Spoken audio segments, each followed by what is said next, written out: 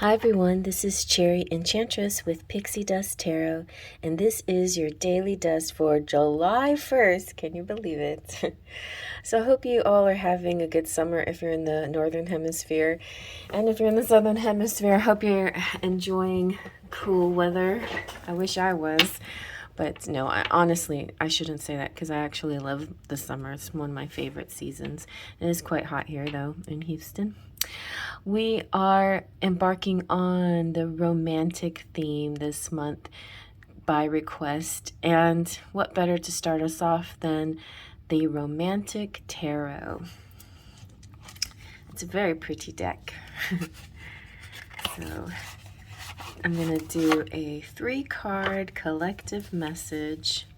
If you're new to the channel, welcome. Thank you so much for being here. Please feel free to like and subscribe. And if you're returning, thank you for coming back.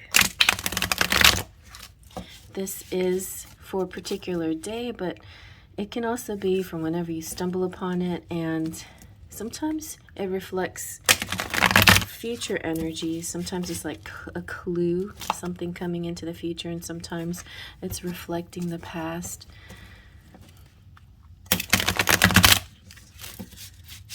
Let's see if I can do a back shuffle with these.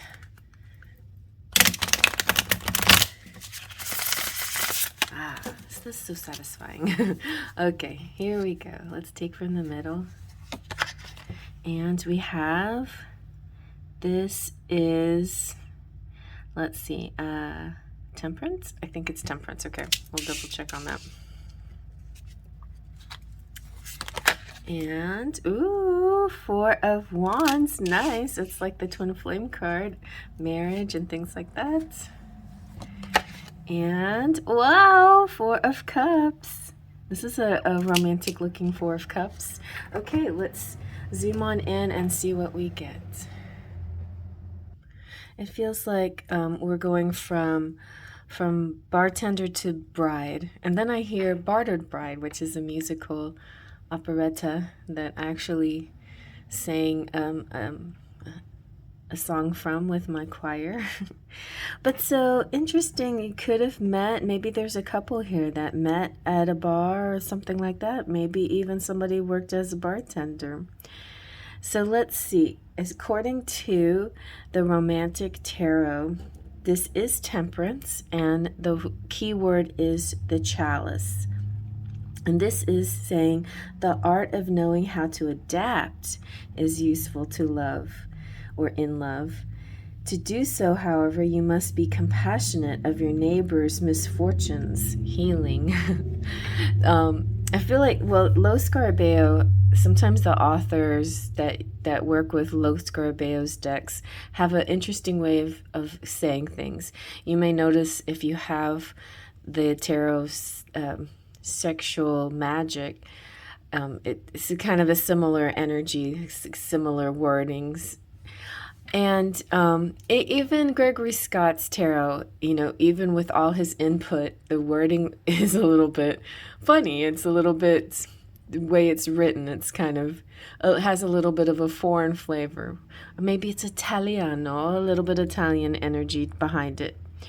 But as we see here, there's some interesting symbols like a bat, a chair, a cup that's overflowing, a happy woman, smiling woman, a masked smiling woman, and a man that looks admiringly on her.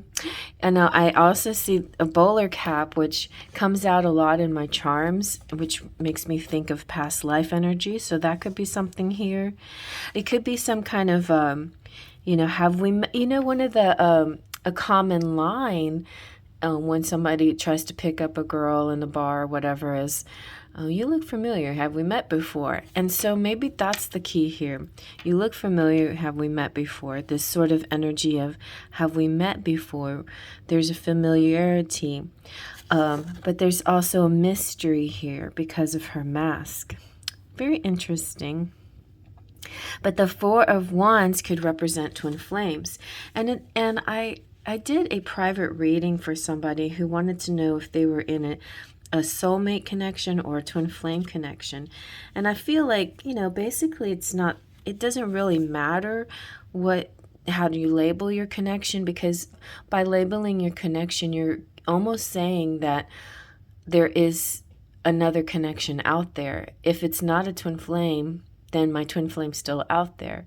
So that's not really fair, right? Don't allow that possibility. If you're truly in love and you're with the person that you just want to be with, don't worry about if there is or isn't something greater. Be in the moment, be with the person that you love.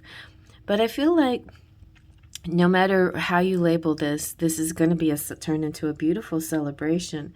So the Four of Wands represents the betrothed. So like that's exactly what I'm saying, like from the bartender to the bride. Just one more title, the last one, and the great mosaic will be complete. One last effort and the door to pleasure will open. Interesting. Oh, and that's what this is.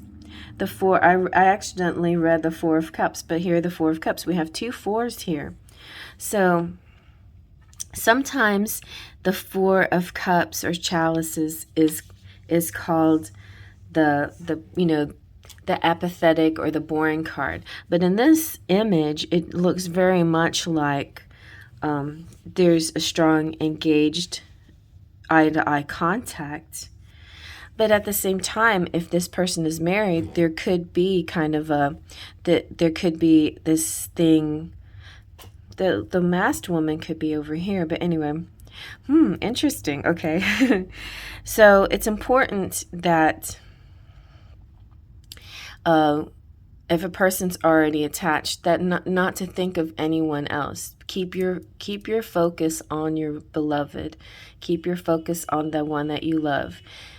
Definitely keep your focus on this one. If you're in a beautiful relationship, don't try to find fault within the relationship. Accept the relationship as it is. Now, if it's a toxic relationship, that's different. Definitely toxic relationships, you start thinking, I deserve better. There could be somebody better for me. But if it's a loving relationship, definitely don't start letting your mind wander, right?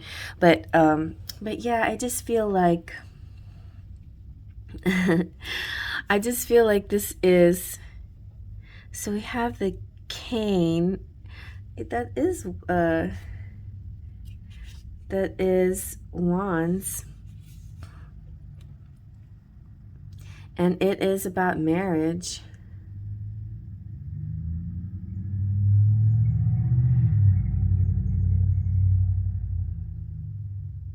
And it's about celebration.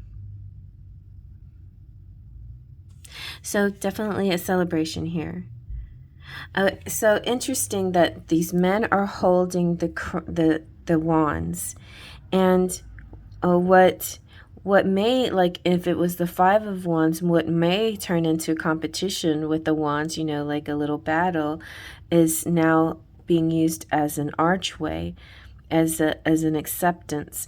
So definitely feel the energy of a beautiful woman, possibly, that has many suitors or many people that were interested in her, that has only eyes for one person.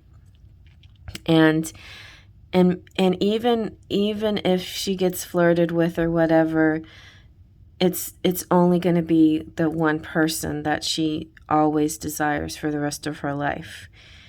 So the Four of Cups can be the energy she feels for her beloved, which is a love energy. It looks like a love energy here with her cats and everything.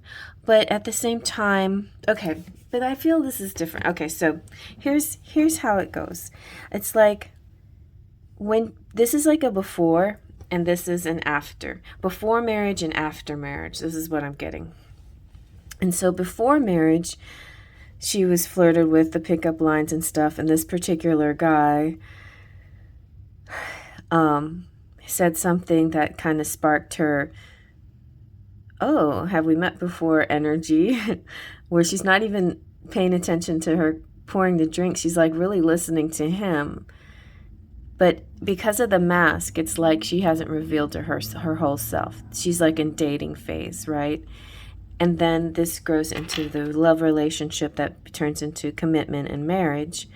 And then after marriage, she hasn't lost her appeal to the other people, but she's kind of has blinders on because the only person she cares about is her beloved, and therefore she has her mask back on again, like mask on out in the public. The mask was on here when she was being courted, and the mask is back on when she's out in public saying, I'm taken, basically. Leave me alone. I'll be friendly, but that's it. I'm taken. So that's, I think this is an interesting reading for both men and women. And it could be like, it doesn't have to be just men and, man loving a woman. It could be same sex too. But specifically for a couple like this, if you are the masculine here, then you can feel self-assured that even if you marry your woman and she's beautiful, she's yours forever. She will only have eyes for you. And then if you're the woman here or the feminine here, then you can know that you'll always people will always find you attractive and interesting, but you have found the one, and the one that you just want to be with, and nobody else will compare. Nobody else compares. This is your beloved forever, for life, and maybe for the next life too. I think that's kind of heavy. So how does this translate to just a single day in a kind of mundane way? I feel like in a mundane way, whether you're married or not to this person, you see them as kind of your husband, your forever person, and then that's it. That's all that matters. That's it. Like you might have met him in kind of this sort of circumstance, or having drinks or whatever, and with time you got to this, and then you just realize maybe today is just a reflective day or a realization, like you're the one. Like it doesn't even matter if we do the physical ceremony of marriage, you're the one. But it does seem like it's a possibility there. This is alluding to possible marriage if you're not already married. So maybe a marriage is happening. Maybe it's happening today. Or maybe this is a clue to something that will be happening in the future. So that's very lovely. And this could be, out and about, honeymoon travels and things like that as well. All right, so I hope you like that. Faith, Trust, and Pixie Dust.